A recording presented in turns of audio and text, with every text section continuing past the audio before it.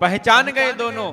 लेकिन महाराज सत्य पे चलते हुए, सत्य के धर्म पर चलते हुए, धर्मो रक्षति रक्षित है, धर्म की रक्षा करने के लिए, सत्य के मार्ग पर चलने के लिए अपना मन अंदर से फट रहा है, आंसू आने के लिए है, लेकिन फिर भी एक आंसू आज बाहर नहीं निकाला। परीक्षा चल रही है, शायद हो सकता है परमात्मा हमारी परीक्षा ले रहा हो। और आज कहा कि आपको कुछ दान देना पड़ेगा, पहले यहां पर कर देना पड़ेगा। तो आज उस पत्नी ने कहा, राजा की पत्नी ने रोते हुए कि मैं क्या दूं, मेरे पास कुछ है भी नहीं। तो महाराज कहते हैं अपनी जो साड़ी थी उस साड़ी का पल्लू फाड़ करके राजा को प्रदान किया। और आज जैसे लकड़ियों पर रख करके उस शव को जलाना लगे, जलाने का प्रयास किया। आज बरसात इतनी होती है कि वो शव जला ही नहीं गया। आज उसकी पत्नी, राजा की पत्नी बड़ी व्याकुल होती है, उस शव को वहां से उठा करके लाए और पास में गंगा बह रही थी, उस गंगा में प्रवाहित किया और वापस अपने वहां पर आती है। तभी क्या एक घटना और घटती है। एक चील थी, पक्षी चील, वो उड़ करके कोई राजा का, रानी का कोई हार था, तो महल में चील उड़ रही थी, वो चील उस हार को उठा करके लाती है और उड़ रही थी। होता क्या कि वो हार महाराज उसके चोंच से, मुख से गिर करके उस रानी के गले में आकर के वो हार पड़ जाता है। अब राजा ने मालूम करवाया कि हार कहाँ गया, मेरा रानी का हार कहाँ गया। ढूंढा इधर उधर, इधर उधर ढूंढा तो क्या देखा कि जहां पर रानी काम करती थी उसके गले में वो हार पाया गया। सेवकों ने आकर के, जाओ मर कट कही काटो सिर सट फेरी, चले नहीं बट जट पट करो नास ही। सुनो एक गात अस देहु टेले वाके हाथे, छेदे मम मात दी नात लेर वास है। ब्रह्मा विष्णु और शिव गयो कर मांगवर, उर नहीं चाह कलि करो मत त्रास ही। आज उस चील ने उसके गले में हार डाल दिया।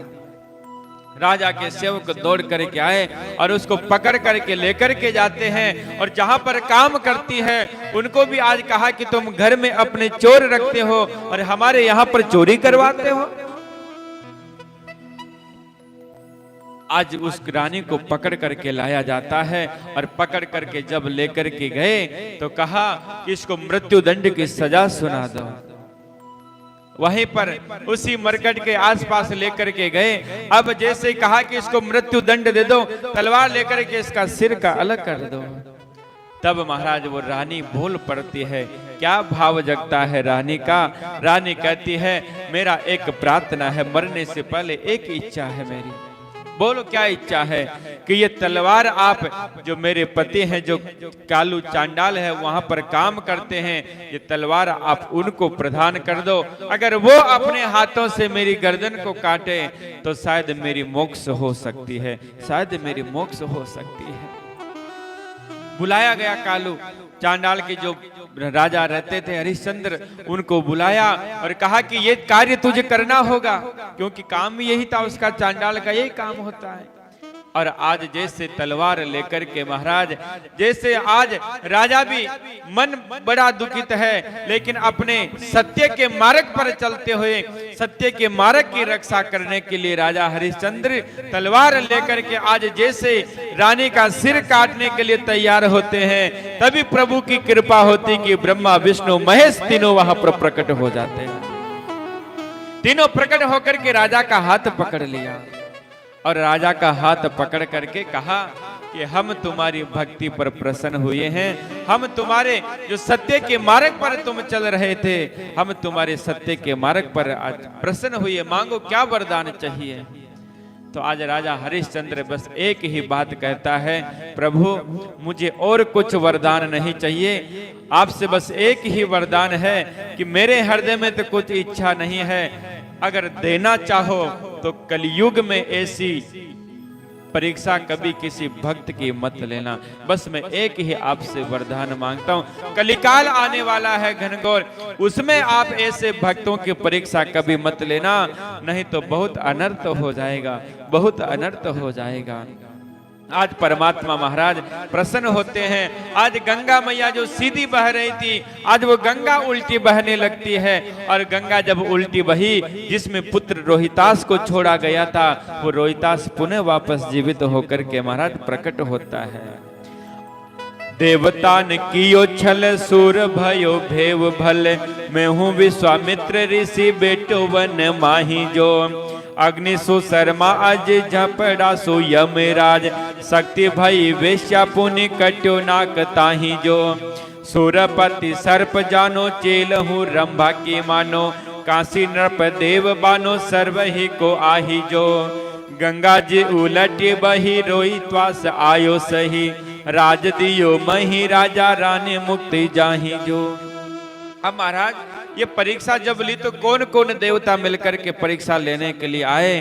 तो आज राजा हरिश्चंद्र की परीक्षा के लिए निमित्त देवताओं ने आज छल किया था। स्वयं सूर्य देवता शुक्र का रूप धारण करके आए थे और स्वयं यमराज चांडाल का रूप बना करके राजा हरिश्चंद्र की परीक्षा के लिए आए थे। और देवराज इंद्र ही सर्प बन करके आए थे, जो रोहितास को सर्प बन करके डसे थे। और रंभा अप्सरा थी, वो स्वयं चील बन करके आई थी, जो रानी का हार उठा करके लाई थी और रानी हरिश्चंद्र की पत्नी के गले में डाला था। और इस प्रकार से महाराज और काशी राज का जो स्वरूप था, सभी देवताओं का अंश था। ऐसे आकर के राजा हरिश्चंद्र की महाराज परीक्षा ली जाती है और परीक्षा में राजा हरिश्चंद्र भी पीछे नहीं हटते। आज भी महाराज जब सत्य की बात आती है तो नाम लिया जाता है सत्यवादी। तू बड़ा सत्यवादी राजा हरिश्चंद्र बन रहा है। आज जब सत्य की बात होती है, सत्य बोलने की बात होती है, तो आज राजा हरिश्चंद्र का नाम लिया जाता है। दान देने का समय आता है तो कर्ण को, दानवीर कर्ण को याद किया जाता है और राजा मोरध्वज को याद किया जाता है। क्या इनकी भक्ति थी, क्या इनका परमात्मा में प्रेम था और कैसे इनके महाराज जीवन शैली थी, कैसे जीवन रह करके जीवन में विपरीत परिस्थितियां हैं फिर भी परमात्मा का साथ नहीं छोड़ते। हमारे जीवन में थोड़ा सा कष्ट आने लग जाता है, उसमें हम परमात्मा को भूल जाते हैं कि हे ठाकुर जी, तुम्हारे रोज आते हैं, तुम्हारी रोज पूजा पाठ करते हैं, फिर भी तुम हमें कष्ट देता है, आज से तेरी भक्ति नहीं करेंगे। अरे परमात्मा तो कष्ट देकर के भक्त को परिपक्व करता है। आप 10 रुपए का मटका खरीदने जाते हो गर्मी में, उसको 10 बार बजा करके ठोक करके देखते हो कि कच्चा है या पक्का है। तो भक्त भी भगवान को प्राप्त करना चाह रहा है, तो क्या परमात्मा थोड़ी भी भक्त की परीक्षा नहीं लेंगे? और परीक्षा में तो भक्त निखरता है। आज अगर राजा हरिश्चंद्र की इतनी परीक्षा नहीं होती तो क्या हम राजा हरिश्चंद्र को जान पाते? नहीं जान पाते। आज राजा मोहमर्द का इतना नहीं होता तो आज क्यों उनका नाम लेते? आज राजा मोरध्वज अगर इतना अपने बेटे को महाराज चीर दिया, अभी कथा श्रवण करेंगे, अगर ये कष्ट नहीं देते उनको तो क्या आज हम उनको याद करते? क्या हम उनको जान पाते? नहीं जान पाते। तो परमात्मा अपने भक्तों को कसौटी पर कस कस करके महाराज उनको चमकाते हैं, उनकी यश कीर्ति पताका चारों जगत में महाराज फैलाते हैं। ऐसे ऐसे महाराज भक्तों का चरित्र भक्तमाल में वर्णन होता है। यदि मैं भक्त को सुखी करूं तो सभी भक्ति बन जाए, नरक कुंड खाली रहे कीड़े किसी को खाए।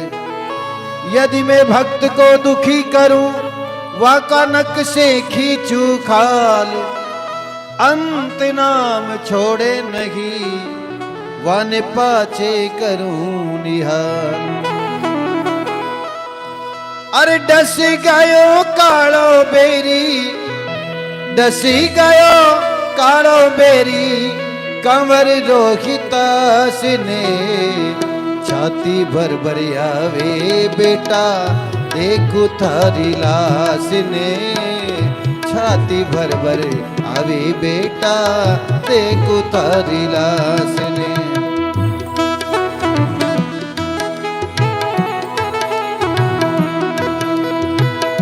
फुलड़ा माला जो तोड़ी बाने गयो कंवर बाग में, डस गयो कालो बेरी गोरे गोरे हाथ पे। जुल्म कियो ने मारा बेटा, जुल्म कियो मारा बेटा, काली घेर नाग ने छाती भर भरी अभी मारा बेटा, देखो तारी लाश ने छाती भर भरे अभी मारा लाला, देखो तारी लाश ने।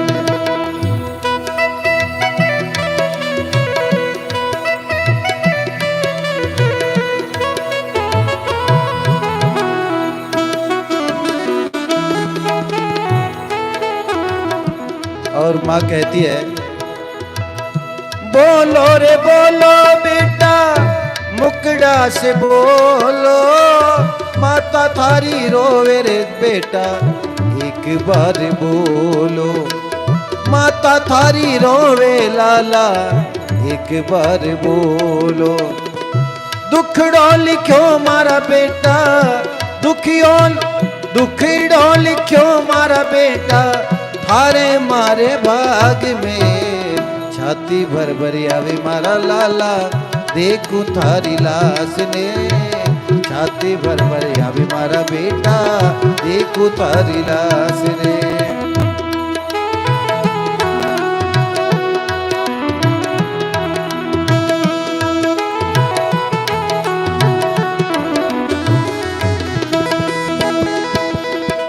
लाश कर को लेकर रानी शमशान आई, अपने हाथों से रानी चीता जो बनाई, अपने हाथों से रानी चीता जो बनाई। इतने में हरिश्चंद्र, इतने में हरिश्चंद्र रोक दी लाश ने, छाती भर भरी आवे मारा बेटा, देखूं थारी लाश ने इबड़ो भर भरी आवे मारा लाला, देखूं थारी लाश ने। बेटा बेटा रे बेटा लाला रे, छाती भर भरी आवे मारा बेटा, देखूं थारी लाश ने छाती भर भरी आवे मारा बेटा, देखो थारी लाश।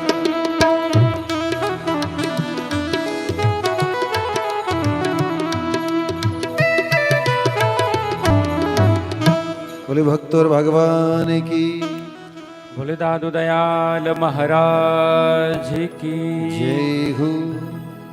तो महाराज ऐसा हमारा भारत देश है, इस भारत भूमि पर ऐसे ऐसे भक्तों का चरित्र, ऐसे ऐसे महान वैरागी संतों का चरित्र भक्तमाल में वर्णन तो हुआ है। आगे राघवदास जी महाराज एक भक्त की ओर दानवीरों में चर्चा करते हैं और वर्णन कर रहे हैं कि देन सुनेम करो जो करो हम, जो तुम भावत सो मम आई। सिंह मिलियो एक बालक खावत, मोई भको कहीं यो सुखदाई। क्यों करी छोड़त भूपति को तन, आद मिले मम बात जनाई। बोले उठी तिय में अर्धांगनी, पुत्र कहे मम धो सुधि आई। राजा मयूर ध्वज मोर ध्वज की कथा का वर्णन कर रहे हैं राघवदास जी, भक्तमाल में वर्णन करते हैं। जब युधिष्ठिर जी ने राजसूय यज्ञ किया तो उस यज्ञ के बाद में अर्जुन ने द्वारकाधीश भगवान से कहा, प्रभु देखो हमारे भैया के समान देने वाला कोई नहीं है, इतने बड़े दाता हैं, इतना बड़ा यज्ञ किया और इतना दिया कि याचक को अयाचक कर दिया है। कभी मांगने की जरूरत नहीं पड़ी, इतना आज धन दिया है, इतना सब कुछ अर्पण किया है हमारे भ्राताश्री ने। और जैसे कहा तो आज द्वारकाधीश हंस पड़ते हैं। अर्जुन ने पूछा, प्रभु हंसने का कारण? कि हंसने का कारण तुम कह रहे हो कि तुम्हारे भाई युधिष्ठिर जी ने इतना दान दिया।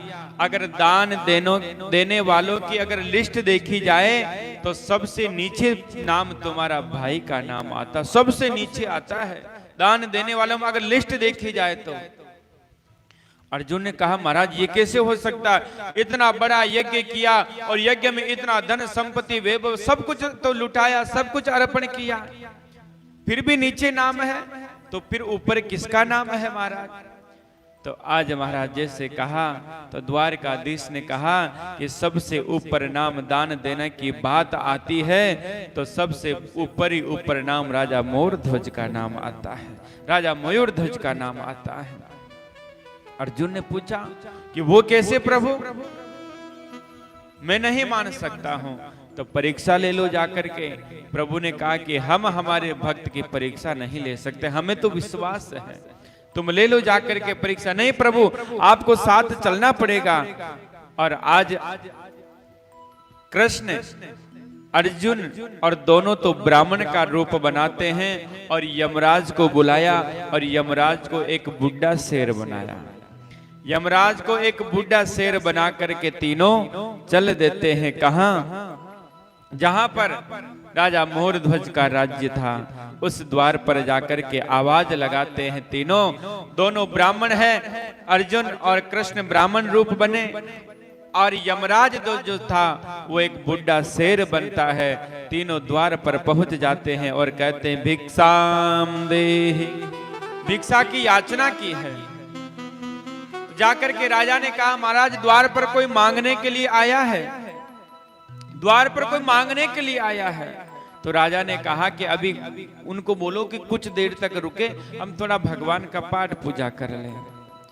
फिर कहा कि नहीं देना हो तो अभी दो, नहीं तो हम खाली हाथ जा रहे हैं। तुम्हारा राजा बड़ा धर्मात्मा बनता है, बड़ा दानवीर बनता है, देने की बात आती है और हम द्वार पर आए ब्राह्मण का रूप बना करके आए और देने के लिए मना कर रहे हो, हम जा रहे हैं। राजा को पता लगा, राजा मोरध्वज भाग करके आता है और ब्राह्मणों के आकर के चरणों में गिर जाता है, ब्राह्मणों के चरणों में गिरता है और कहता कि प्रभु आपने बड़ी कृपा की है, आप घर बैठे आकर के आपने हमको दर्शन दिया और हमारा जीवन कृतार्थ हुआ है, आपकी बड़ी कृपा हुई, आप पधारे, आप अंदर प्रवेश करिए, राज्य में पधारिए। ब्राह्मणों को लेकर के और शेर बुढ़ा साथ में है उसको लेकर के घर में प्रवेश किए। और आज पहले राजा ने देखे क्या संस्कार थे हमारे, क्या भारतीय संस्कृति के संस्कार थे हमारे। जैसे घर में अतिथि आते हैं, कोई संत आता है, कोई ब्राह्मण आता है, तो पहले आकर के उनके चरणों तक चरणों को धोना चाहिए। आज राजा ऊपर ब्राह्मणों को ऊपर बिठा करके सिंहासन पर स्वयं चरण धो रहे हैं और चरण धोने का तो बड़ा प्रताप है।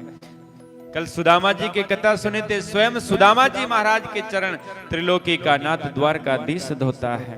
पानी परात को हाथ छुयो नहीं, नैनन के जल सो पग धोए।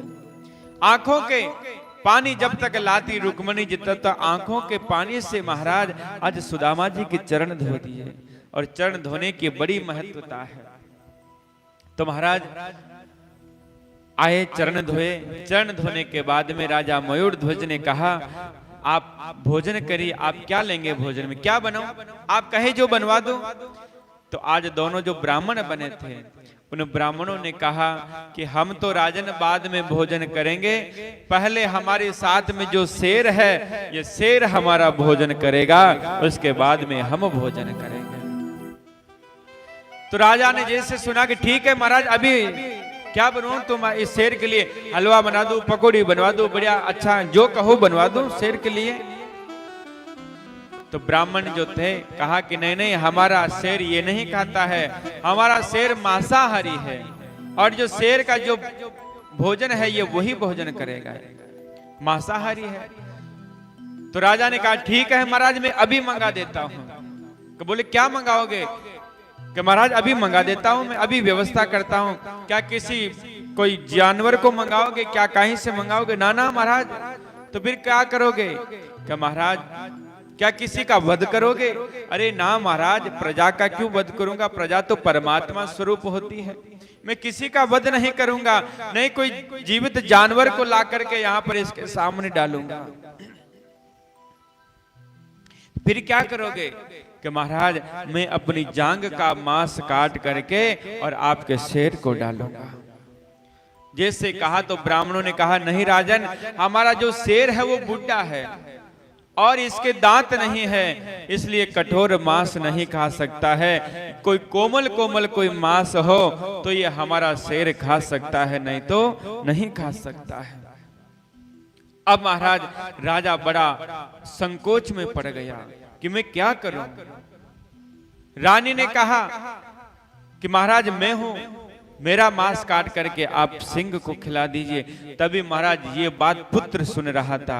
राजा मोरध्वज का पुत्र दौड़ता हुआ आया और आकर के कहा प्रभु पिताजी आप क्यों चिंता कर रहे हैं, मैं हूं ना, आप मेरा मांस काट करके आप सिंह को डालिए और अपनी प्रतिज्ञा दान को पूरा कीजिए। आप आज राजा ने कहा धन्य है बेटा, मैं यही सोच रहा था कि मैं पुत्र का अगर जबरदस्ती से अगर मांस डालूं तो ये वध होगा। अगर तेरी इच्छा हो गई है, तू आ गया है तो बेटा बहुत अच्छी बात। ये है भारत के संस्कार, ये है मेरी भारत भूमि के संस्कार, ये थे ऋषि मुनियों के संस्कार। एक पुत्र का क्या धर्म बनता है, भले यहाँ पर परीक्षा चल रही है लेकिन एक पुत्र एक पिता के मन की बात माने, जो पिता कहे उसी के अनुसार चले। आजकल प्राय देखा जाता है माता पिता की आज्ञा पुत्र कहाँ मानता है। खूब कहते हैं ये हमारे महाराज ये संस्कार थे पहले, आज ऐसे संस्कार प्राय विलुप्त हो गए हैं। बचपन में हम सुंदर संस्कार देते नहीं, सत्संग में ले जाते नहीं और पाठ पूजा भजन करवाते नहीं। फिर हम सोचते हैं बेटा हमारी बुढ़ापे में सेवा करे, कैसे करेगा महाराज। अगर आपने बेटे को अगर बचपन में ही सुंदर संस्कार दिए होते, संतों का संग कराया होता, रोज मंदिर भेजा होता, तो वही बेटा आपको बुढ़ापे में जाकर गीता रामायण भागवत महाभारत दादू वाणी का पाठ सुनाएगा। और आपने अभी अच्छे संस्कार नहीं दिए तो ये कल्पना कदापि मत करना कि बेटा बुढ़ापे में मेरा सहारा बनेगा। बिल्कुल कल्पना मत करना, क्योंकि ये कलयुग है महाराज। देखा जाता है प्राय आजकल माता पिता को वृद्धाश्रम में डाल दिया जाता है और उनकी कोई केयर नहीं, ऐसी महाराज दशा हो रही है। तो ये संस्कार के अभाव में ये ऐसा महाराज हो रहा है। तो प्रयास करें कि आने वाली पीढ़ी को ऐसे सुंदर संस्कार दें जिससे हमारे भारत देश के धर्म की रक्षा कर सके, आए हुए अतिथि संतों का स्वागत कर सके, ब्राह्मणों का स्वागत कर सके, परोपकार कर सके और आए हुए अतिथि का मान सम्मान कर सके और बुढ़ापे में आपकी सेवा कर सके महाराज। तो आज बेटा तैयार हो जाता है और जब बेटा तैयार हो जाता, अब महाराज ब्राह्मणों ने कहा कि हमारा शेर के दांत नहीं है, इसे खाने में नहीं आएगा और इतना मांस नहीं खाएगा पूरा। तुम्हारे बेटे को आधा चीर करके और आधा भाग इनको डाल दो और आधा भाग बाहर डाल दो। तो जैसे राजा ने कुछ सुना, अब राजा महाराज एक आरी मंगवाई जाती है, आरी लाए और इतनी परीक्षा अगर महाराज कोई ऐसे ले ले तो क्या परीक्षा ली जा रही है। कहा कि अगर तुम दोनों पति और पत्नी अपने बेटे को अपने हाथों से चीर करके अगर तुम इसका मांस अगर शेर को डालो तो हम तुम्हारी भिक्षा स्वीकार करें, नहीं तो हम स्वीकार करने वाले नहीं हैं। राजा तैयार हो जाता है। जैसे तैयार हुआ, आरी मंगाई गई, क्रोध मंगवाई गई, एक तरफ रानी पकड़ती है, एक तरफ राजा पकड़ता है। जैसे दोनों पकड़ करके चलाने लगे, तभी वो बालक कहता है कि पिताजी माताजी 1 मिनट रुकिए, आप बस 1 मिनट रुकिए। बालक जाता है दौड़ करके अंदर और अंदर से रुई लेकर के आता है। अंदर से रुई लाया और आधी रुई पिताजी को दी, आधी रुई माताजी को दी और कहा कि मैं बालक हूं, अगर आप मुझे चीरेंगे तो हो सकता है मुझे, क्योंकि दर्द तो होगा ही और दर्द में मेरी चिकारें भी निकलेगी। आप मेरी चिकार को सुन करके कहीं आपका हृदय ना रुक जाए, आप अपने धर्म पर कहीं डिग नहीं जाए, इसलिए इस रुई को आप दोनों अपने कानों में डाल लो। क्या भक्ति है, क्या प्रेम है, क्या संस्कार है।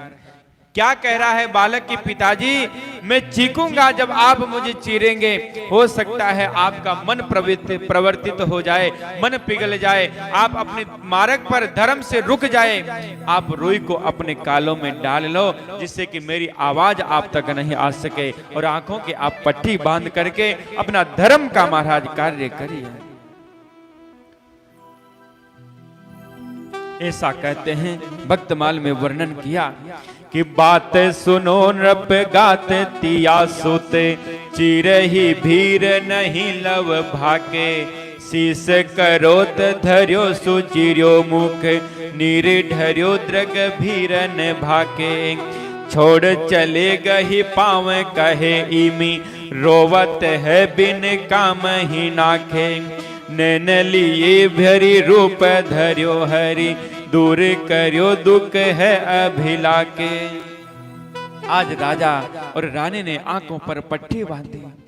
पट्टी बांधने के बाद कानों में रुई डाल ली और अपने धर्म का निर्वहन कर रहे हैं। और जैसे करोत चलाने लगे और महाराज रक्त की फव्वारे निकलती है, राजा के शरीर पर लग जाती है। बालक चीखता है, पुकारता है, और जैसे आरी चल रही, क्रोध चल रही, तो रानी के आंख से एक आंसू टपक जाता है नीचे। रानी की आंख से एक आंसू टपक गया नीचे। जैसे आंसू टपका तो जो ब्राह्मण बनकर के आए थे कृष्ण और अर्जुन, उन्होंने कहा, रानी अगर रोए, अगर एक भी आंसू गिर गया तो हम तुम्हारी भिक्षा स्वीकार नहीं करेंगे। वो रानी हाथ जोड़ करके कहा, महाराज मेरे रोने का ये कारण नहीं है, मैं तो इसलिए रो रही हूं कि मेरे पुत्र का आधा हिस्सा तो शेर के काम आ जाएगा, लेकिन आधा हिस्सा काम नहीं आ पाएगा। बस इस बात के लिए रोना आ रहा है, इस बात के लिए रोना आ रहा है कि आधा भाग तो शेर को खिला देंगे, लेकिन आधा भाग इसका कुछ काम नहीं आएगा। बस इस बात के लिए रोना आ रहा है। और कहते हैं ऐसा, उनको महाराज चीर करके बालक को और आधा भाग दायां भाग उस शेर को डाल दिया जाता है और उस शेर उसको खा जाता है। अब जैसे खाया, अब खाने के बाद में राजा रानी हाथ जोड़ करके स्नान ध्यान करके और कहते हैं, महाराज अब आप भी भोजन ग्रहण कीजिए। इतना होने के बाद, अरे महाराज अगर इतना कोई आजकल थोड़ा सा कह दे कि बड़े आए हो यहाँ पर भिक्षा लेने हमारे, ऐसा भाव रखते हो, ऐसी कुदृष्टि रखते हो, ऐसा करते हो, चले जाओ यहाँ से, कोई भिक्षा वगैरह नहीं। लेकिन धन्य है वो राजा जो अपना बेटा चीरना पड़ा, अपने बेटे को भी चीर करके आधा भाग सिंह को डाल देते हैं। सिंह को डालने के बाद कहा कि आप भी भोजन करिए। जैसे भोजन का नंबर आया तो अब महाराज थाल सामने आई, 56 प्रकार के व्यंजन बने, फिर भी राजा रानी को दुख नहीं है, कोई बात नहीं, सेवा हो रही है। 56 प्रकार का भोजन आया, थाली सामने जैसे परोसी गई और थाली जैसे परोसनी गई तो आज मना कर दिया ब्राह्मणों ने कि तुम हत्यारे हो, हम तुम्हारे हाथ का भोजन नहीं करेंगे। अरे तुमने अपने बालक का हत्या कर दी, इससे बड़ी और क्या हत्या होगी, हम तुम्हारा भोजन ग्रहण नहीं करेंगे। और महाराज जैसे कहा और कहते, आज राजा रानी हाथ जोड़ करके खड़े हो जाते हैं और भोजन जब नहीं किया, अब महाराज कि भूप कहे तुम दीन दयालु, करे कुछ नून लख्यो सुविशालम, देवू यहाँ वर मांग सिताब, करो मत पारिक यूं कलिकालम। राजा हाथ जोड़ करके कहता है कि प्रभु मुझसे ये क्या अपराध करा दिया आपने, क्या मेरे पुत्र हत्या का मुझे पाप लगेगा। अब राजा रानी दोनों हाथ जोड़ करके उस परमात्मा की शरण प्राप्ति करते हैं कि हे प्रभु, हमने तो हमारा धर्म का पालन किया और आपने हमसे क्या अनर्थ करा दिया, हमें पुत्र हत्या का पाप लगेगा, हम हत्यारे हो गए। और राजा के आंखों से अब अश्रुओं की धार बह पड़ती है कि इनके सिंह को भोजन करवा दिया, जब इनका भोजन करने का नंबर आया तो हत्यारे कह कर के भोजन नहीं करे। आज मेरे द्वार से आया हुआ कोई अतिथि खाली हाथ चला जाएगा, हे प्रभु क्या करूं मैं। आज राजा हाथ जोड़ करके प्रभु से प्रार्थना कर रहा है और कह रहा कि हे प्रभु, अगर मैंने और अपने बेटे को पुकार रहे हैं, अब देखिए भक्ति का चमत्कार, ये तो कथा रही, अब राजा की भक्ति का प्रभाव देखिए, दान का प्रभाव देखिए। राजा हाथ जोड़ करके कहता है कि हे बेटे, अगर मैंने धर्म की रक्षा के लिए अगर तेरा बलिदान दिया, अगर मैंने सत्य धर्म का पालन किया, आज तक द्वार पर आए हुए अतिथि का मैंने मान सम्मान रखा, तो हे प्रभु, हे परमपिता परमात्मा, हे बेटा, तू वापस जीवित होकर के मुझे इस हत्या के दोष से तू बचाइए वापस। अपनी हत्या से, जो तेरी हत्या का मुझे पाप लगा है, मैंने मन से, वचन से, कर्म से अगर उस परमात्मा की भक्ति की है, द्वार पर आए हुए अतिथि को सम्मान भाव से देखा है, तो हे बालक, हे प्रभु, मेरे बालक को पुनः जीवित करके इन ब्राह्मणों का आप भोजन करवाइए, इन ब्राह्मणों को भोजन करवाइए, और हे बालक, तुम पुनः जीवित होकर के अपने पिता को इस हत्या से तू मुक्त करिए। कहते हैं जैसे राजा ने एकाग्र भाव से होकर के उस ठाकुर की करुणा पुकार सुनी, आज महाराज स्वयं परमात्मा भी कहां रुक सकते थे। अंदर से महाराज जिस बेटे को काट करके सिंह को खिला दिया जाता है, वो बेटा अंदर से महल से निकल करके आता है, पिताजी मैं यहाँ हूँ, पिताजी मैं यहाँ हूँ, पिताजी मैं यहाँ हूँ। ये महाराज भक्ति है, ये शक्ति है। जिस बेटे को काट दिया जाता है, लेकिन राजा ने कहा कि मैंने मन से, वचन से, कर्म से आज दिन तक संत सेवा परोपकार किया है, कभी किसी का अहित नहीं किया है, द्वार पर आए हुए किसी भिक्षु को खाली नहीं लौटाया, तो मुझे जो ये पाप लगा है, मुझे इस पाप से मुक्त करना है प्रभु, मुझे इस पाप से मुक्त करना, मुझे इस पाप से मुक्त करना। और वो बालक महाराज प्रकट हो जाता है, और वो बालक प्रकट हो जाता है। अरे धर्म पर मर जाना कोई बड़ी बात नहीं रे, धर्म पर मर जाना कोई बड़ी बात नहीं।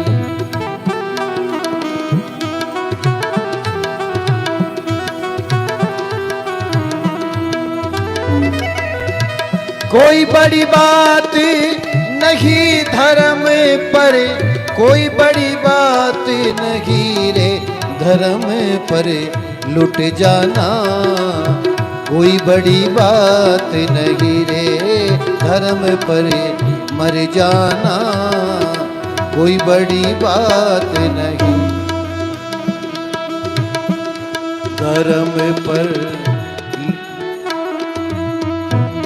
धर्म पर बिके हरिश्चंद्र दानी, बिक गए राजा और रानी। धर्म पर बिके हरिश्चंद्र दानी, बिक गए राजा और रानी। बिके तो चाहे हो, बिके तो चाहे बिक जाना कोई बड़ी बात नहीं रे, धर्म पर मर जाना कोई बड़ी बात नहीं।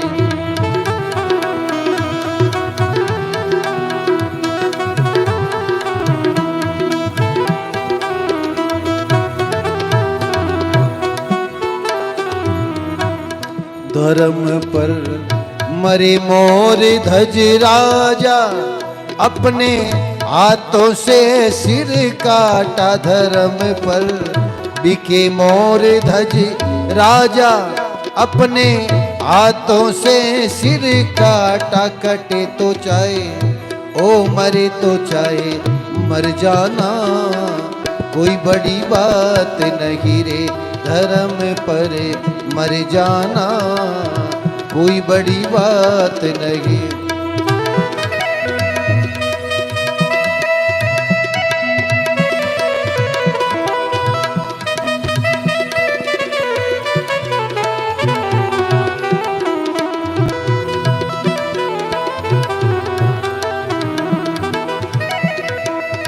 जियो दुख पावे, जियो जियो दुख पावे बेटा, जियो दुख पावे रे, कैसे धरुआरा लाला जियो दुख पावे रे, कैसे धरुआरा।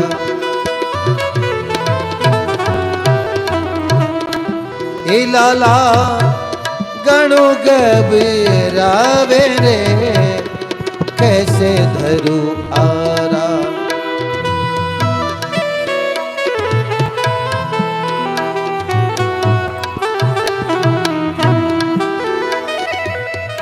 कैसे धरू आरा बेटा, कैसे धरू आरा बेटा, कैसे धरू आरा रे, जियो दुख पावे लाला, कैसे धरू आरा रे, जियो दुख पावे।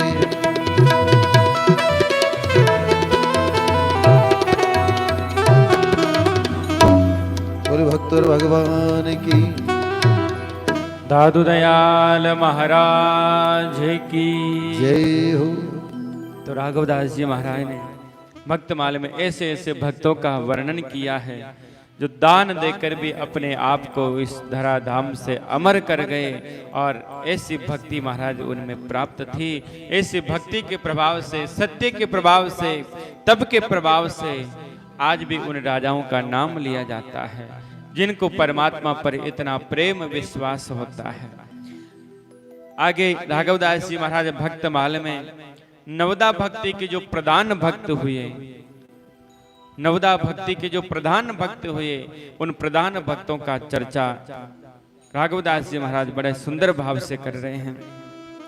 जन राघव नवदा भक्ति करत मिटे जामन मरण, श्रवण परीक्षित तिर्यो शब्द ध्वनि सुख मुनि गावे, चरण पलोटत लक्ष्य आदि अविगत ही रिजावे, भजन सुदृढ़ प्रहलाद श्रुफल्क सुत वंदन कारी, दासा तन हनुमंत सका पारत पण धारी, प्रथु अर्चा बलि पिंड ब्रह्मांड सर्वस्व दे गयो हरि चरण, जन राघव नवदा भक्ति करत मिटे जामन मरण।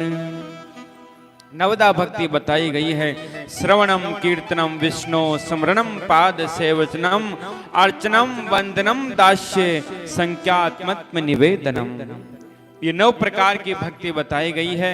और नवदा भक्ति के महाराज जो प्रमुख भक्त हुए हैं उनकी महाराज चर्चा राघवदास जी भक्तमाल में वर्णन कर रहे हैं। पहली भक्ति है श्रवण भक्ति। श्रवणम कीर्तनम विष्णु स्मरणम पाद सेवनम। तो श्रवण भक्ति के प्रधान भक्त महाराज राजा परीक्षित को बताया गया है। श्रवण भक्ति सुनने में किसकी भक्ति सर्वश्रेष्ठ बताई है? तो उसमें राघवदास जी ने लिखा, श्रवण परीक्षित तिर्यो शब्द ध्वनि सुख मुनि गावे। श्रवण भक्ति राजा परीक्षित की बताई गई है। जो राजा परीक्षित को श्राप लगता है, एक बार राजा, इनका थोड़ा सा परिचय दूं, ज्यादा विस्तार में नहीं जाऊंगा। परीक्षित शिकार खेलने के लिए जाते हैं जंगल में। भूख प्यास से ये पीड़ित हो गए। जब भूख प्यास से पीड़ित हो गए, प्यास लगी, भूख लग रही, तो एक समीक मुनि का एक आश्रम था। वहां पर जाकर के परीक्षित ने याचना की कि महाराज जल भोजन ग्रहण कराइए। तो लेकिन संत महाराज समाधि में लीन थे, समाधि में ध्यानस्थ थे। जब समाधि में थे, संत ने आवाज नहीं सुनी तो राजा को क्रोध आ गया। क्रोध इतना आया कि वहां पर एक मरा हुआ सर्प था। उसी सर्प को उठा करके उस मुनि के गले में डाल दिया। जैसे मुनि के गले में डाला, अब संत की तो समाधि लगी हुई थी और राजा वहां से चला जाता है। परीक्षित वहां से चला जाता है। इधर समीक मुनि का जो पुत्र था श्रृंगी, वो एक नदी में खेल रहा था, नदी में क्रीड़ा कर रहा था, जल क्रीड़ा। किसी बालकों ने आकर के कहा कि आपके पिता के गले में राजा ने आकर के मरा हुआ सर्प डाल दिया। जैसे सुना वो बालक दौड़ता हुआ आया, दौड़ करके आकर के जैसे देखा कि पिता के गले में मरा हुआ सांप है, और वहीं गंगा में नदी में ही वहां पर जल लेकर के श्राप दे देता है कि हे राजन, तुम्हारे जो कुल पूर्वज थे वो साधु संत ब्राह्मण गौओं की रक्षा करते थे, सम्मान करते थे, आज तू उन संतों का अपमान कर दिया। जा, मेरा आज से 7वें दिन तक सगनाग से डसने से तेरी मृत्यु हो जाएगी। श्राप दे दिया। वहीं पर आए पिताजी के पास जैसे आकर के पहुंचे, और पिताजी के पास आकर पहुंचे तो महाराज रुदन किया। पिताजी की आंख खुली, समीक ऋषि की आंख खुलते ही कहा कि बेटा क्या हुआ, क्या हुआ? तो कुछ बालकों ने कहा महाराज, आपके पुत्र ने श्राप दे दिया राजा को 7 दिन में मरने का। अच्छा, अरे पुत्र बहुत गलत किया, आज तक ऐसा राजा हुआ न होगा, तुमने बहुत गलत किया। अब देखे संत कितने परोपकारी होते हैं।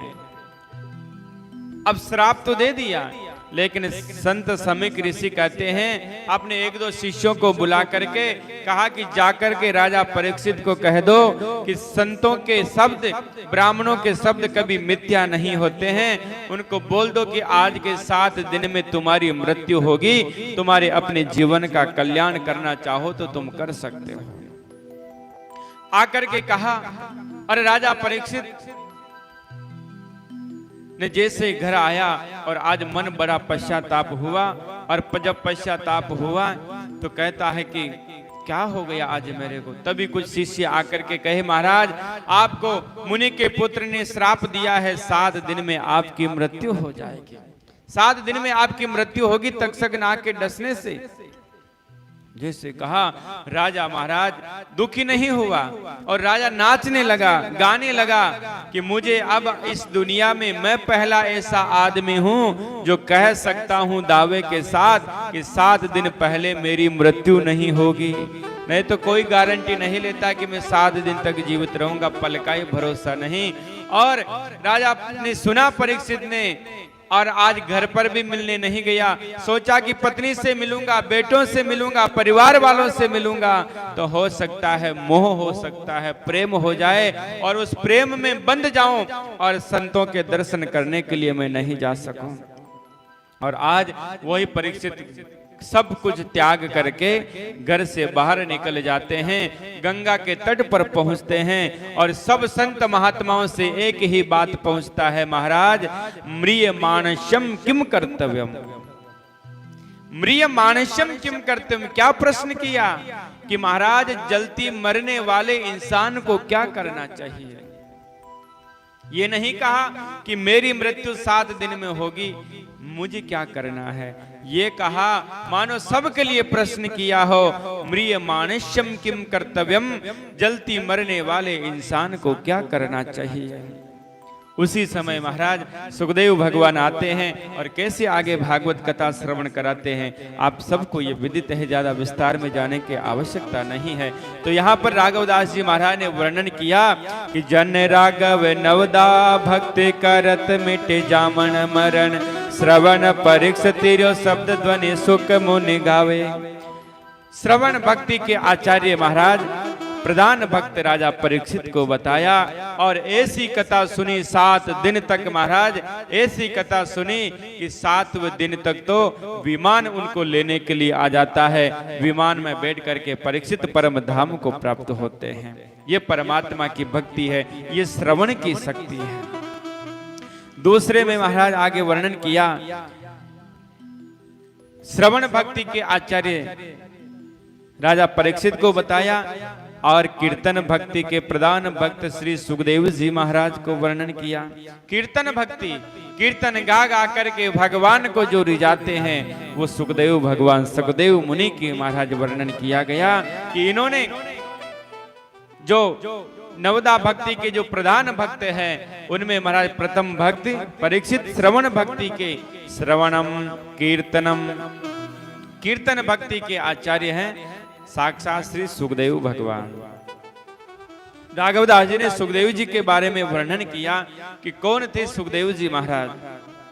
व्यास जी के पुत्र थे, और ऐसी दिव्य शक्ति थी इनमें साक्षात परमात्मा के अवतार थे और 12 साल तक मां के गर्भ में रहे। 12 साल तक 12 साल तक मां के गर्भ में रहे और 12 साल के बाद परमात्मा ने कहा कि बेटे तुम यहां से बाहर निकलो, तुम्हारी माता को कष्ट होता है।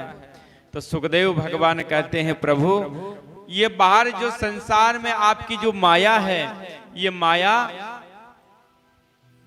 का मुझे कहीं स्पर्श नहीं हो जाए, मैं कहीं माया में नहीं गिर जाऊं, ये आपकी माया से मुझे बड़ा डर लगता है, इसलिए मैं बाहर नहीं आऊंगा। तो आज परमात्मा स्वयं श्री हरि ने कहा कि तुम्हें कुछ नहीं होगा, तुम बाहर निकलो। मेरा आदेश है कि आपको मेरी माया स्पर्श तक भी नहीं कर पाएगी, मेरी माया का आपके ऊपर कोई प्रभाव नहीं होगा। और 12 साल के बाद सुखदेव जी महाराज का प्राकट्य होता है। जैसे सुखदेव जी महाराज का प्राकट्य हुआ और प्रकट होते ही सीधे महाराज जंगल की ओर निकल पड़ते हैं, सीधे जंगल की ओर चले गए। जैसे जंगल की ओर गए और जो व्यास जी महाराज थे उन्होंने कहा कि पुत्र पुत्र पुत्र कहां जा रहा है, कहां जा रहा है। सुखदेव जी महाराज कुछ नहीं सुने और जंगल में जाकर के भगवान का भजन करने लग जाते हैं और जाकर के भगवान का परमात्मा का महाराज खूब कीर्तन करते हैं, भजन करते हैं।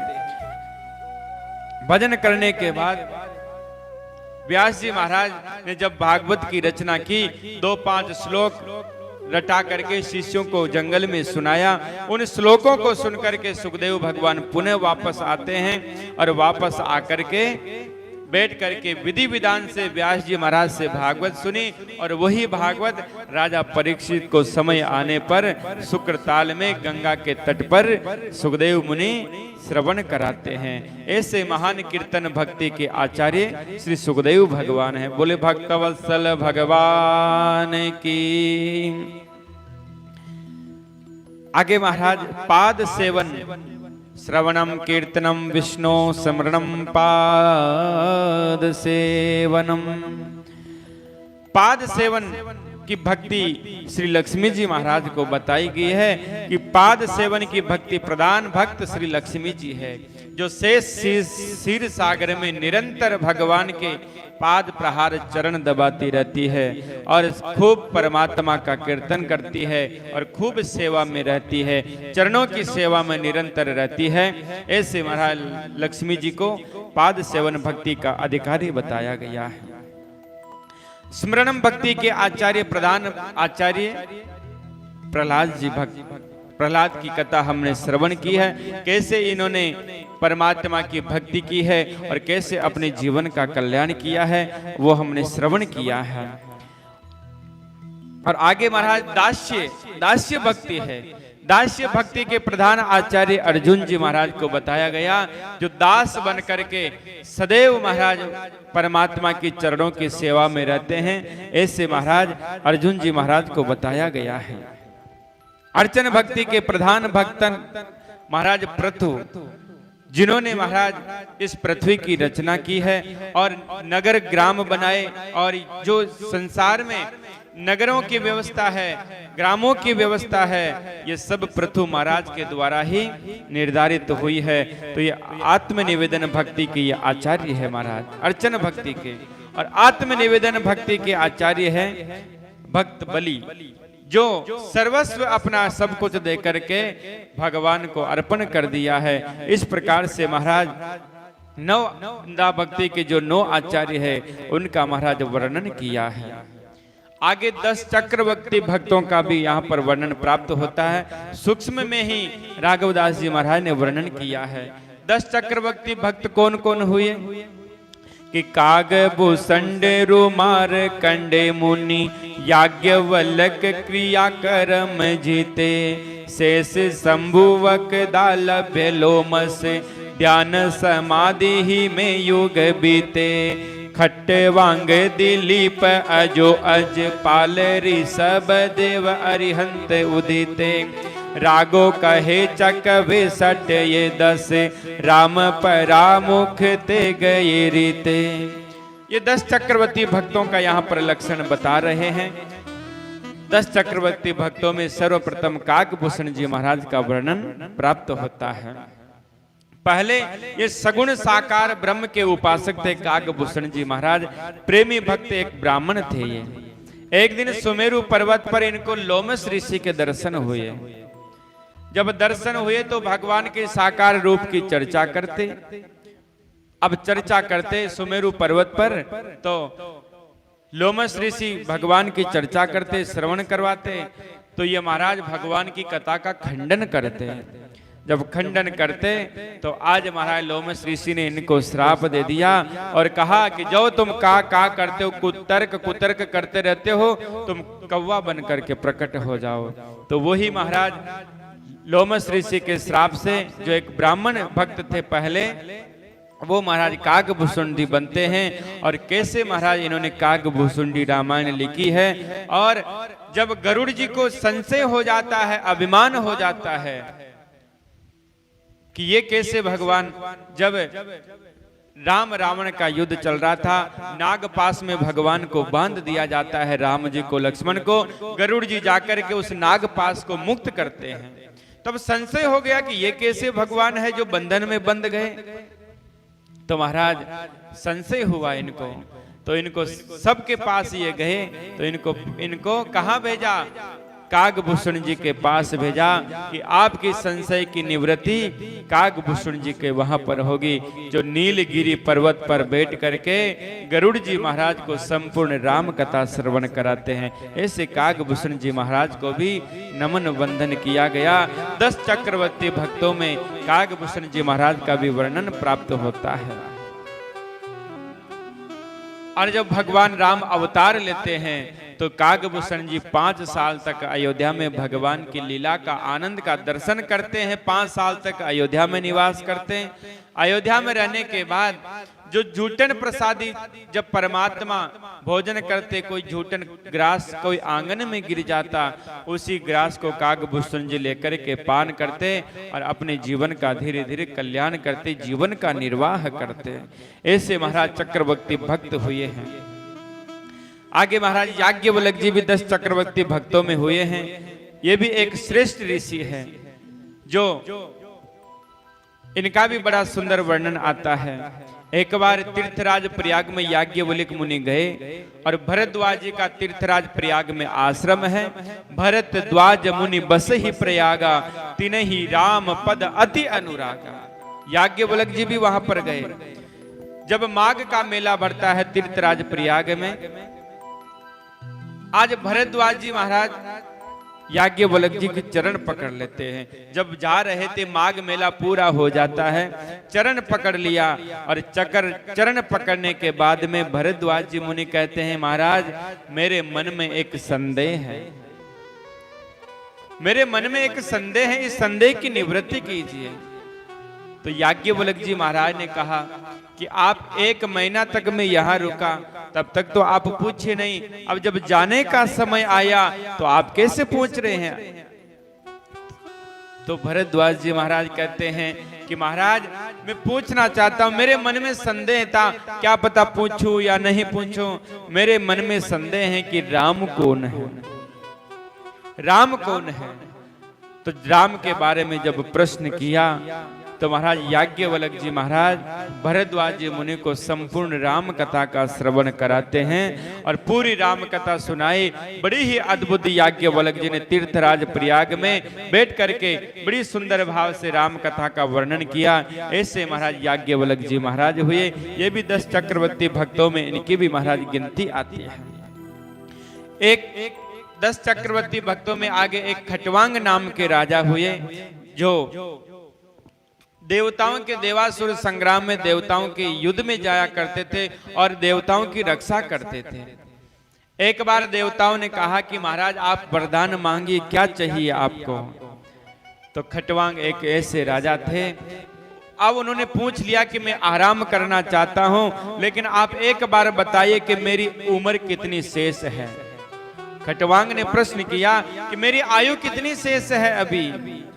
तो देवताओं ने कहा महाराज आपकी आयु तो केवल 1 मुहूर्त अर्थात 2 घड़ी आपकी आयु शेष है, अब आपकी आयु ज्यादा नहीं है। जैसे खटवांग ने सुना तो खटवांग ने देवताओं को हाथ जोड़ करके कहा, प्रभु हे देवता, आप हमें मुझे वहीं पर मेरे राज्य में जहां पर मैं था आप मुझे वहीं पहुंचा दिए और ये ऐसे राजा हुए कि 2 घड़ी में महाराज अपने जीवन का कल्याण कर लिया। 2 घड़ी में महाराज परमात्मा को प्राप्त कर लिया इन्होंने, 2 घड़ी में, अर्थात 1 मुहूर्त में। तो महाराज खटवांग ने तो 2 घड़ी में परमात्मा को प्राप्त कर लिया और हमारे पास तो महाराज बहुत शेष जीवन बचा है। समय का किर भरोसा तो नहीं है, लेकिन फिर भी अगर आज भी हम सावधान हो जाए, सचेत हो जाए, तो अभी भी महाराज बहुत समय शेष है, बहुत समय शेष है। उस शेष समय में हम परमात्मा का भजन कर सकते हैं, चिंतन कर सकते हैं ठाकुर जी का, और ठाकुर जी का चिंतन करने के बाद उस परमात्मा को प्राप्त हो सकते हैं। समय तो धीरे धीरे व्यतीत हो रहा है, श्वास श्वास पर परमात्मा का नाम भजो। पता नहीं ये श्वास आ रही है, जा रही है, अगली बार इस श्वास का आना हो, जाना हो या नहीं हो, कोई गारंटी नहीं है। इसलिए जीवन मिला है उस परमात्मा की कृपा से। ये भक्तों की जो चर्चा कर रहे हैं आज, इनका हम क्यों याद कर रहे हैं, क्यों चिंतन कर रहे हैं, क्यों कथा सुन रहे हैं इनकी? क्योंकि इन्होंने अपना जीवन परम धन्य बनाया है, परम धन्य बनाया है। उस परमात्मा के नाम का आधार लेकर के, उस परमात्मा के नाम का सहारा लेकर के अपने जीवन को धन्य बनाया है, अपने जीवन को धन्य बनाया है। ऐसे ऐसे राजाओं के महाराज यहाँ पर कथा का वर्णन राघवदास जी महाराज वर्णन करते हैं। और 10 चक्रवर्ती भक्तों में राजा रुक्मादंग हुए हैं, इनकी भी बड़ी सुंदर कथा आती है। तो ये कथा थोड़ी सी विस्तार से है, तो इनकी कथा हम कल श्रवण करेंगे, राजा रुक्मादंगी। और आगे 10 चक्रवर्ती भक्तों में भगवान शेष जी का भी वर्णन आता है। ये कश्यप के द्वारा कद्रु के गर्भ से उत्पन्न हुए थे। सर्वप्रथम नागों में शेष जी महाराज का ही प्राकट्य हुआ। परमात्मा ने पूछा इनसे कि तुम क्या करोगे? कि महाराज आप तो बस मुझे आपकी सेवा मुझे प्रदान करो, आपसे दूर में नहीं रहना चाहता हूं। तो परमात्मा ने इनको कहा कि जाओ पृथ्वी को अपने सिर पर धारण करो, और पृथ्वी का धारण अपने सिर पर धारण करके इस पृथ्वी का, इस कल्याण का, इस जगत का कल्याण करो। और क्षीर सागर में शेष जी महाराज स्वयं अपने भगवान को सुलाते हैं और अपना छत्र से, फण से महाराज छाया करते हैं। और 1000 मुख है शेष जी के, और 1000 मुख से जो एक बार जो नाम ले लिया है वो दोबारा शेष जी कभी नाम लेते नहीं। रात दिन परमात्मा का ध्यान करते रहते हैं, भगवान का नाम करते रहते हैं। अब आप कल्पना कीजिए, शेष जी के 1000 मुख है और 1000 मुखों के द्वारा निरंतर वो भगवान नाम की महिमा का वर्णन करते हैं, निरंतर भगवान का जाप करते हैं, भगवान का नाम लेते हैं। और जिस मुख के द्वारा एक नाम ले लिया उस नाम को दोबारा नहीं लेते, बार बार दूसरा नाम लेते हैं। ऐसे महाराज शेष जी महाराज हुए जो आज भी निरंतर पृथ्वी को अपने सिर पर धारण कर रखी है और अपनी जिह्वा के द्वारा खूब परमात्मा का भजन कर रहे हैं, खूब परमात्मा का चिंतन कर रहे हैं। बोले भक्तवत्सल भगवान की। आगे 10 चक्रवर्ती राजाओं में महाराज और भी राजाओं का वर्णन प्राप्त हुआ है, और मार्कंडेय ऋषि का भी वर्णन यहाँ पर प्राप्त होता है 10 चक्रवर्ती भक्तों में। तो इनकी कथा हम आगे कल श्रवण करेंगे। आइए आज की वाणी को परमात्मा दादू दयाल जी महाराज के चरणों में अर्पित करते हुए आइए 2 मिनट भगवान नाम करते हुए।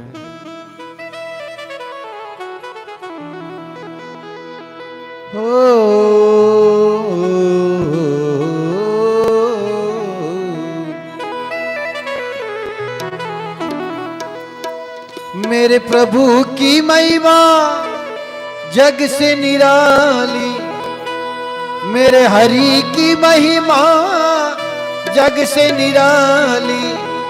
2 अक्षर के नाम की जय, बोलो सियावर राम की जय, बोलो अवधपति राम की। मेरे प्रभु की महिमा जग से निराली, हरि की महिमा अजब निराली। दो अक्षर के नाम की जय, बोलो सियावर राम की जय, बोलो अवधपति राम की।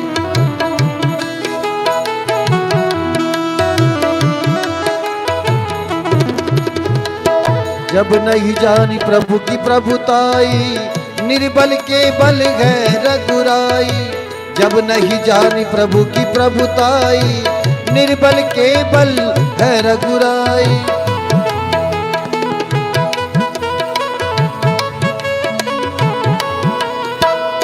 ओ माला रट लो हरि नाम की, माला रट लो प्रभु नाम की, कीमत हो जाए चाम की जय, बोलो सियावर राम की जय, बोलो अवधपति राम।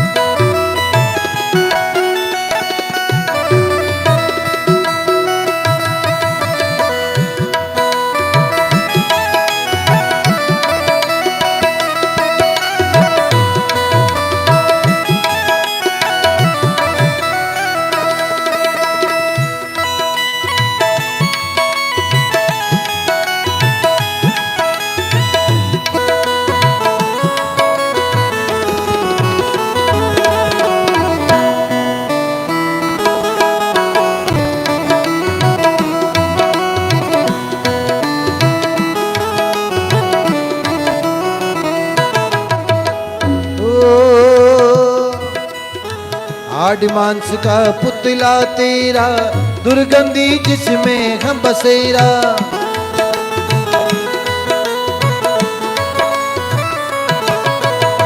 हाड मांस का पुतला तेरा, दुर्गंधी जिसमें हम बसेरा।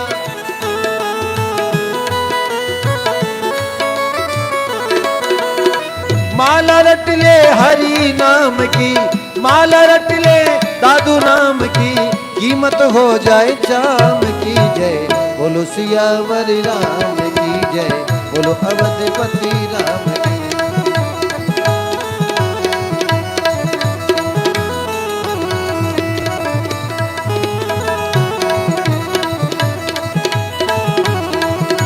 जय बोलो सियावर राम की जय, बोलो अवधपति राम की जय, बोलो सियावर राम की जय, बोलो अवधपति राम की जय, बोलो सियावर राम की जय, बोलो सियावर राम की जय, बोलो अवधपति राम की जय, बोलो सियावर राम।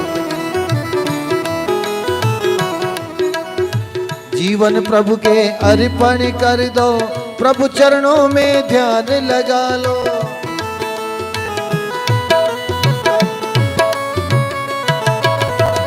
जीवन प्रभु के अर्पण कर दो, प्रभु चरणों में ध्यान लगा लो। आकर रक्षा करेंगे तेरी, आकर रक्षा करेंगे तेरी, राम लखन और जान की जय, बोलो सियावर राम की जय, बोलो अवधपति राम की जय, बोलो सियावर राम की,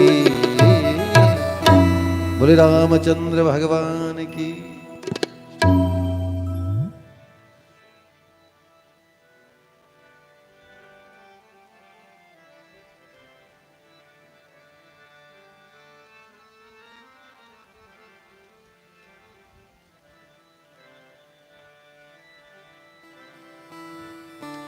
बोलो सियावर रामचंद्र भगवान की। राम नाम निज औषधि, काटे कोटि विकार, विषम व्याधि से उभरे, काया कंचन सारे।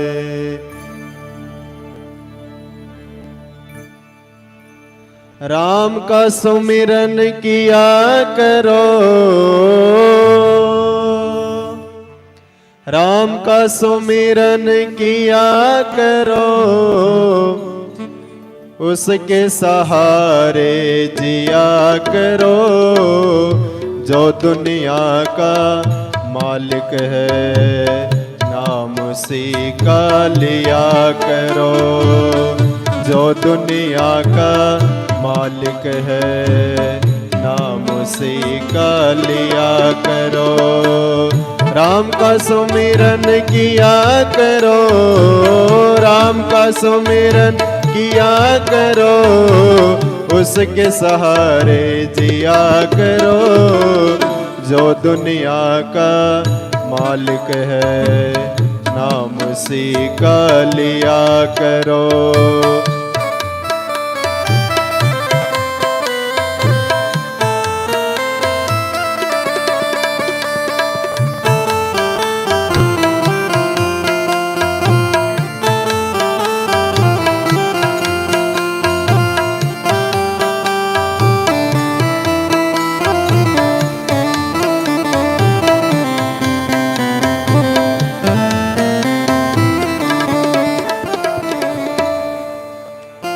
सुर दुर्लभ मानव तन तूने बड़े भाग से पाया, सुर दुर्लभ मानव तन तूने बड़े भाग से पाया।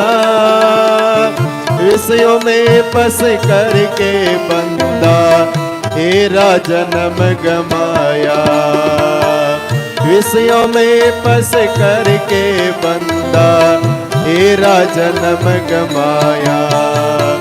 दुष्ट संग ना किया करो, दुष्ट संग ना किया करो, सजनों के संग रिया करो, जो दुनिया का मालिक है नाम उसी का लिया करो, जो दुनिया का मालिक है नाम उसी का लिया करो।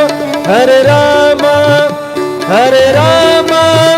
राम राम हरे हरे, हरे रामा राम राम हरे हरे।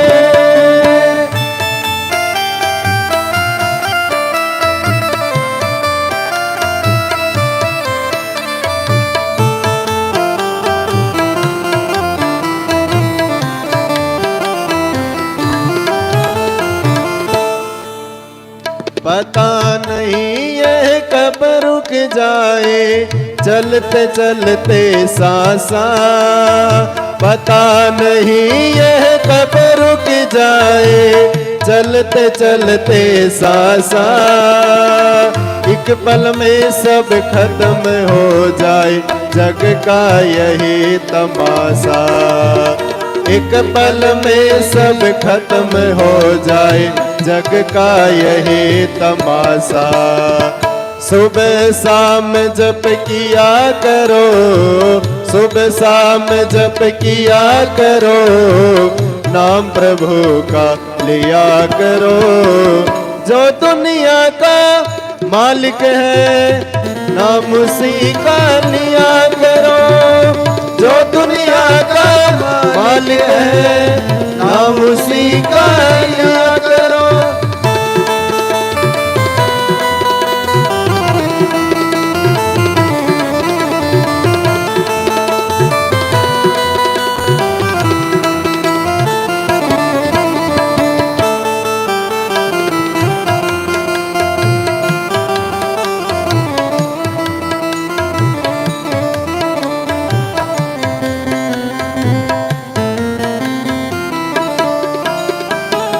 हर प्राणी से प्यार करो तुम सब में वही समाया, हर प्राणी से प्यार करो तुम सब में वही समाया। मिलकर रहना वही है सब में कोई नहीं पराया, मिलकर रहना वही है सब में कोई नहीं पराया। भेदभाव मत किया करो, भेदभाव मत किया करो, गुणगान उसी का किया करो, जो दुनिया का मालिक है नाम उसी का लिया करो। जो दुनिया का मालिक है नाम उसी का लिया करो। जो दुनिया का मालिक है नाम उसी का लिया करो। हरे रामा राम राम हरे हरे, हरे कृष्णा कृष्ण कृष्ण हरे हरे, हरे हरे। जो दुनिया का मालिक है नाम उसी का लिया करो। जो दुनिया का मालिक है नाम उसी का लिया करो। बोलो श्री स्वामी दादू दयाल महाराज महाराज की जय हो।